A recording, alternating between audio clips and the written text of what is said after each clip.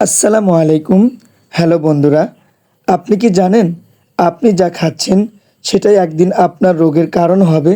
কিন্তু এই সত্যটা 90% মানুষ জানে না। আপনি কি ব্রয়লার মুরগি খাচ্ছেন?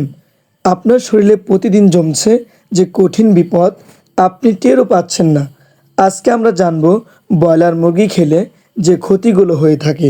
নম্বর ১, ব্রয়লার মুরগির মধ্যে পুশ করানো হয় ওজন দ্রুত বৃদ্ধি পাওয়ার জন্য বিভিন্ন কেমিক্যাল, এবং যে পরিবেশে পালন করা হয় সেটা খুবই দূষিত পরিবেশ।